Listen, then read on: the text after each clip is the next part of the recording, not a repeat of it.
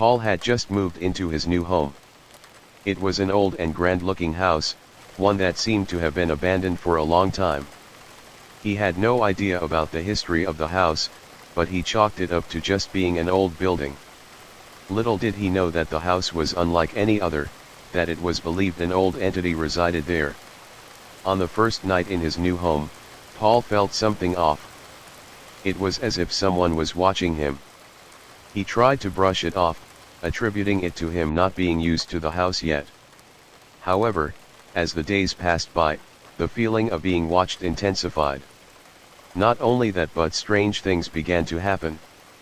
Objects would move without any explanation, strange noises could be heard in the dead of night, and there was a sensation of something cold and slimy trailing his back when he walked through the hallways.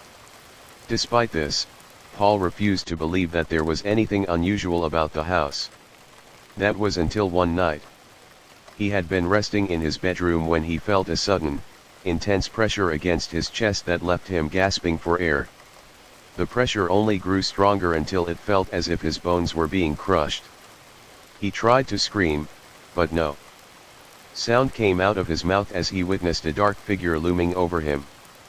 The figure had an unsettling grin on its face, and he felt as though it was toying with him. As quickly as it had appeared, the entity vanished, leaving Paul shaking and sweating in his bed. From that night on, Paul knew he wasn't alone in his house. He started experiencing even more sinister happenings. Unseen forces would shove him down the stairs, and there was something always lurking behind every corner that seemed to make Paul's fear grow. Finally, Paul realized he had made a grave mistake in buying this old house.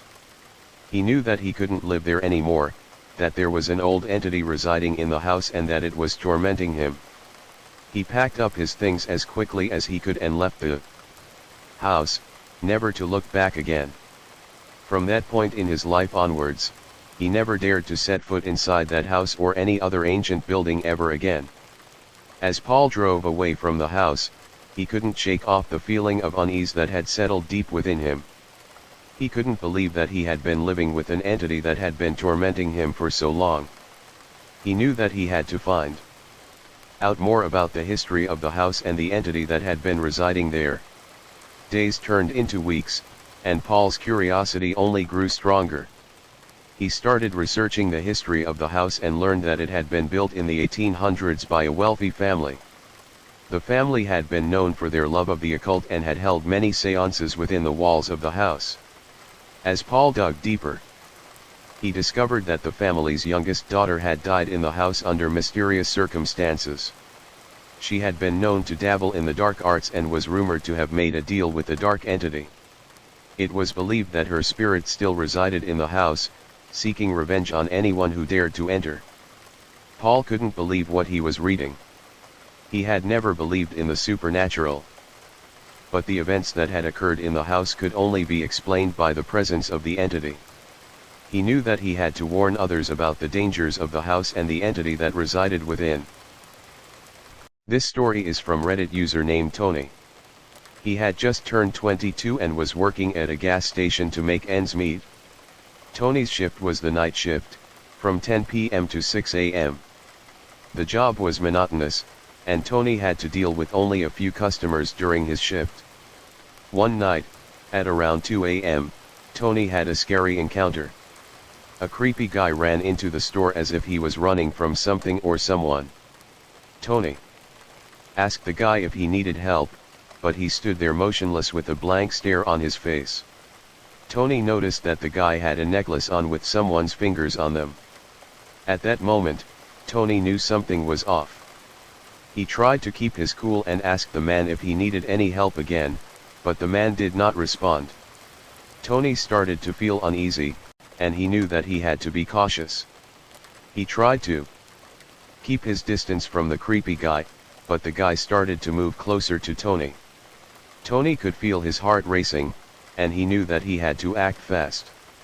He quickly ran into the back room of the gas station and locked himself there. He called the police and told them about the creepy guy. The man kept banging on the door, and Tony could hear him shouting.